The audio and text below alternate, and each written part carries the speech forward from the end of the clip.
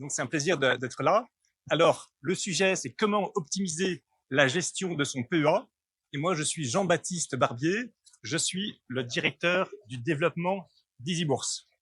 Alors, première question, qui est EasyBourse? Donc, EasyBourse, juste en quelques mots, c'est le courtier en ligne de la Banque Postale. C'est une filiale spécialisée sur la bourse qui permet de gérer son PEA, son compte titre ou son PEA PME avec un vaste accès aux différents marchés, marché américain en ligne par exemple, les ETF notamment, beaucoup d'outils d'aide à la décision et également des tarifs optimisés. Alors juste pour dire encore un petit mot sur EasyBourse, nous on a un positionnement de courtier en ligne citoyen. C'est un peu comme la Banque Postale citoyenne. Nous on est le courtier en ligne citoyen. Ça veut dire que la mise en avant de l'actionnaire, la vie de l'actionnaire, le vote aux assemblées générales est une chose qui est fortement mise en avant sur notre site. Et deuxièmement aussi, on s'adresse beaucoup aussi aux clients débutants parce que c'est la pédagogie et c'est la démocratisation de la bourse. Donc, on a tout sur le site, notamment pour que les gens apprennent et soient accompagnés pour, je dirais, découvrir comment fonctionne un PEA, comme cette conférence aujourd'hui. Et troisièmement, on s'adresse aussi aux experts, c'est-à-dire ceux qui veulent faire du SRD, du système de règlement différé, qui veulent gérer des varants, des turbos, utiliser Pro Real Time, faire de l'analyse technique. On aura aussi les bonnes solutions pour eux. Alors, donc, on va parler du PEA. Peut-être juste un petit rappel sur le PEA. Alors, quand on a un PEA, c'est souvent parce qu'on va investir avec de la réactivité, de la souplesse et aussi du choix de valeur. Je dis ça par rapport en opposition à l'assurance vie, où souvent les arbitrages prendront un peu plus de temps. Avec le PEA, tout est immédiat. Et ce qui est aussi important de noter avec le PEA, c'est l'avantage fiscal, bien sûr. C'est la niche fiscale du PEA. Juste pour rappel, quand on a un PEA qui a plus de 5 ans d'âge et qu'on a des gains, les gains, ça peut être les dividendes, ça peut être les plus-values ou les intérêts, eh bien, quand on va faire des retraits, on n'aura pas d'imposition au titre de l'impôt sur le revenu. Donc ça, c'est un grand avantage, notamment par rapport au compte titre, où avec un compte titre, chaque année, on paye les 12,8% d'impôt sur le revenu. Et deuxième aussi avantage aussi assez méconnu, c'est qu'avec un PEA, quand vous faites un retrait, il y aura les prélèvements sociaux, mais c'est dû uniquement quand vous faites un retrait, alors qu'avec le compte titre, c'est payé chaque année. Voilà. Et c'est ça la différence importante, c'est que, comme c'est payé chaque année avec un compte titre et c'est payé juste à la fin avec un PEA, ils ont le temps de faire des petits, vos prélèvements sociaux, et donc ça contribue fortement à la performance du PEA. Alors, comme le PEA, c'est une niche fiscale, je dis, il y a quelques limitations par le régulateur. Voilà, on sait qu'il y a un PEA par personne, par exemple. Et aussi, ce qui est aussi méconnu, c'est qu'avec un PEA, maintenant, on peut faire des retraits et on peut réinvestir avec son PEA. C'est pas, l'argent reste liquide. Ça, c'est depuis la loi Pacte, il y a quelques années. Allons maintenant dans le vif du sujet. Comment optimiser les choses? Première optimisation, c'est de se projeter sur le temps long et les dividendes. Effectivement, quand on a un PEA, on va s'intéresser au marché actions, et notamment le marché actions en France, on va souvent regarder le CAC 40. Oui, il faut un micro, en fait, il faut un casque pour écouter. Voilà. Alors, donc le CAC 40, alors juste pour exprimer cette histoire de temps long et de dividendes, je vous ai mis deux courbes ici dans mon graphique. Il y a le CAC 40 qui est en vert, celui qu'on voit tous les jours, celui qui est environ à 7200 points aujourd'hui. Donc, effectivement, on connaît le marché action, il peut y avoir des secousses, il peut y avoir des crises, hein. On va reconnaître celle de 2000 ou de 2008. Mais effectivement, dès qu'on va aussi considérer les dividendes, ça va être la courbe en bleu. En courbe en bleu, c'est la courbe en bleu dividendes réinvestis. Et on voit tout de suite une différence très importante. Et c'est ça la réalité de l'investisseur, c'est la courbe en bleu. Voilà. Et juste, quand on est client EasyBourse, par exemple, on peut très bien acheter un ETF qui va répliquer la courbe en vert et on aura un revenu, on aura les revenus des dividendes qui seront versés chaque année. Soit on peut aussi, pourquoi pas, choisir d'investir avec la courbe en bleu et c'est un ETF sur le capital, le dividende réinvesti. Et dans ce cas-là, on aura cette performance-là dans son PEA. Juste pour redire encore un petit mot sur les dividendes. Sur les dividendes, là, j'ai mis un petit topo sur l'importance des dividendes, notamment des sociétés du CAC 40. Quelles ont été les sociétés du CAC 40 qui ont versé le plus de dividendes en 2024?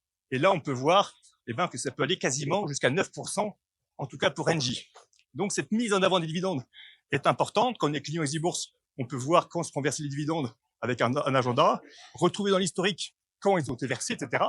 Et aussi, on peut aussi choisir d'investir avec une stratégie orientée dividendes. C'est-à-dire qu'on peut se dire, je peux choisir un OPC qui sera une part de portefeuille qui sera investi que sur des sociétés qui versent le plus de dividendes. ou encore, pourquoi pas choisir un ETF qui va cibler que les sociétés qui versent le plus de dividendes. Donc, ça permet à l'actionnaire qui est un peu débutant ou qui n'a pas beaucoup de temps, eh ben, de se positionner, d'avoir une stratégie dividende en se confiant cette part de portefeuille à un gérant. Alors, deuxième principe, maintenant, on va parler un peu des outils d'aide à la décision. EasyBourse, nous, on ne fait pas de conseils en investissement, mais il y a sur notre site beaucoup d'informations, beaucoup d'outils qui vont aider nos clients à mieux savoir quand acheter et quand vendre. Alors, quelques exemples, parmi d'autres, c'est notamment les modèles de portefeuille. C'est en fait ce qu'auraient fait des professionnels, des gérants de la banque Postal Asset Management, s'ils avaient eu à gérer un PEA. Donc là, on voit par exemple, ils auraient mis du LVMH, de l'AXA, de l'Engie, etc. Et donc, ça permet de voir dans quelle proportion ils auraient fait ça et comment ils le gèrent. Et ça permet à nos clients de s'inspirer de ce qu'auraient fait ces gérants et d'essayer de comparer ce qu'ils font. Et puis, pourquoi pas essayer de répliquer tout ou partie de ce portefeuille. Deuxième outil qui m'a semblé intéressant de montrer aussi, c'est les consensus. Donc, les consensus, c'est quoi? C'est une quinzaine d'experts d'analyse de marché qui donnent leur avis sur toutes les valeurs et se positionnent, est-ce qu'il faut l'acheter, la conserver ou la vendre? Et donc, c'est intéressant pour nos clients qui, quand ils veulent faire un ordre d'achat, par exemple, eh bien, ils vont voir ces consensus. Et par exemple, si on veut acheter l'action Edenred et qu'on voit que tous les analystes sont à l'achat, eh ben, c'est peut-être, on pourrait y aller de manière un peu plus, avec plus de sérénité. Par contre, effectivement, ils sont tous orientés à la vente. Dans ce cas-là, il faudra peut-être revoir un petit peu son ordre.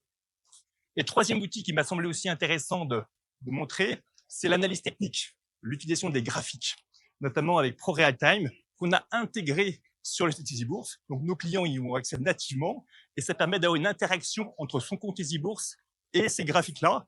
Ça permet de pouvoir afficher des indicateurs techniques qui permettent de détecter les meilleurs niveaux d'achat ou de vente et aussi de positionner ces ordres directement sur les graphiques. Voilà, donc ça permet d'avoir une interaction entre son compte et les graphiques et ça fait un gain de temps important pour l'investisseur. Et après, ça permet d'afficher énormément de signaux d'analyse technique, ça permet d'afficher des modèles de trading. Là, j'ai mis par exemple des croisements de moyennes mobiles. Voilà, et après de jouer ces croisements de moyennes mobiles pour voir ce que ça donne et pouvoir ensuite les utiliser pour ses propres investissements. Troisième principe, c'est la diversification. Donc le principe est tout simple, c'est ne pas mettre tous ses œufs dans le même panier, mais il faut aussi garder la simplicité parce que vous allez me dire, bon, c'est très bien de choisir plusieurs thématiques, de choisir peut-être plusieurs zones géographiques.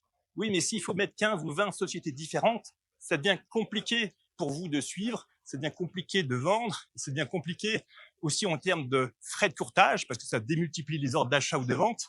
Et donc, une bonne solution, c'est de passer par les OPC ou les ETF. Alors, les OPC, je l'ai dit tout à l'heure, c'est des parts de portefeuille, c'est des gérants qui vont gérer sur des thématiques données, l'intelligence artificielle ou autre chose, ou les ETF qui vont effectivement répliquer des indices. Et notamment, pour ceux qui sont peu familiers avec ces ETF, j'ai fait un exemple de comment on peut investir sur le CAC 40 avec ces ETF. Et effectivement, sur le CAC 40, il y a plusieurs stratégies possibles proposées avec différents ETF. Donc, on peut faire la réplication du CAC 40 qui distribue. Donc, ça vous fait un revenu. C'était ma courbe en vert tout à l'heure. Ou la courbe en bleu, c'est celui qui capitalise les dividendes. Souvent, on va les voir avec le mot AC, qui veut dire accumulation.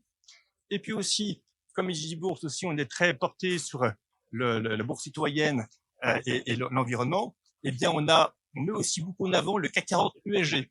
Le CAC 40 ESG, eh ben, c'est les sociétés du CAC 40, mais sur lesquelles on enlève celles les plus controversées sur l'environnement, le social et la gouvernance. Donc, par exemple, le pétrole, ça va sortir, ou les armes, ça va sortir, et on va rajouter des sociétés suivantes qui sont plus vertueuses sur ces principes-là.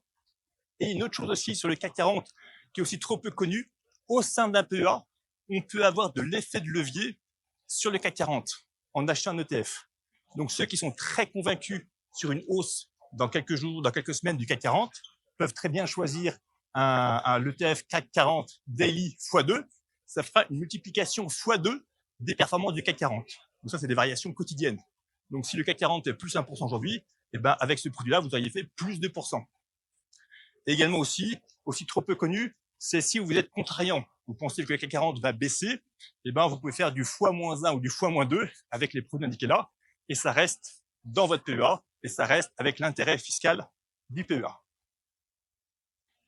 Alors, j'ai dit tout à l'heure que, en contrepartie de l'intérêt fiscal du PEA, il y avait des limitations par le législateur, notamment on pouvait investir que sur des choses de l'Union européenne.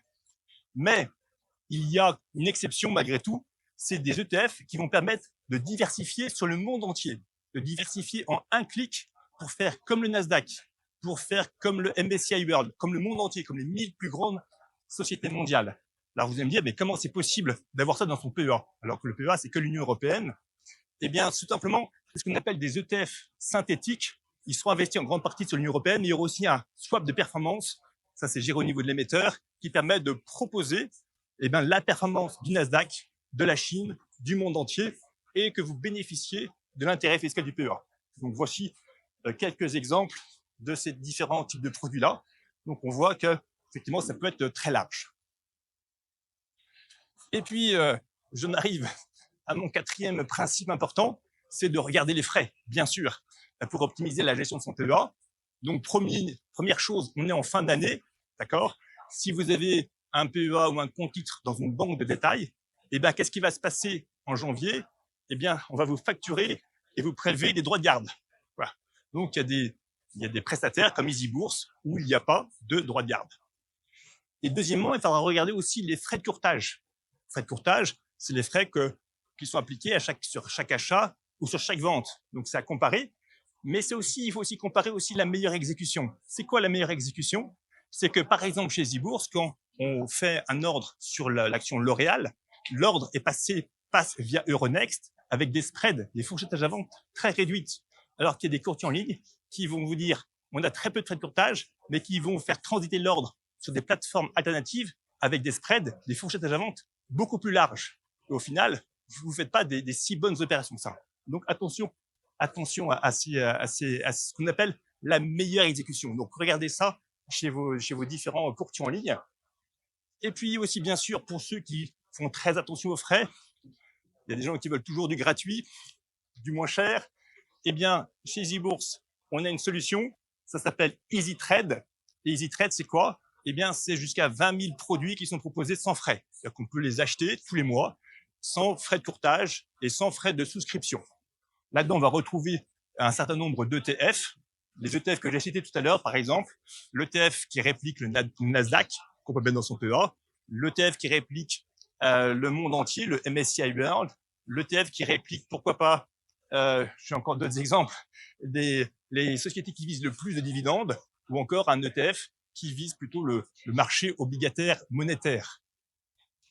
Et deuxième possibilité, pour ceux qui préfèrent la gestion active, donc d'avoir un gérant qui va optimiser la gestion, c'est de passer par des EPC, notamment des EPC avec 0% de droit d'entrée. Donc, ça permet comme ça que vos ordres n'aient pas de coûts associés lors de la transaction. Donc, quelques mots de conclusion. Donc, pour bien optimiser votre PEA, c'est important effectivement de bien, au préalable, de définir vos objectifs. Quel type d'investisseur vous êtes, actif, vous avez passé du temps ou pas de temps, quel montant vous allez investir. Voilà, c'est important de vous donner un peu de méthode. Et puis ensuite, pensez bien à ce que je vous ai dit sur la diversification, sur le temps long, sur l'optimisation des frais et pourquoi pas aussi l'investissement régulier. C'est une vertu, c'est très vertueux pour se positionner sur le long terme en lissant ses achats. Voilà, donc l'avertissement, il fallait que je passe par là. Donc tout ce que j'ai pu dire sur des produits, ce n'était pas des conseils ou des recommandations, c'était des exemples.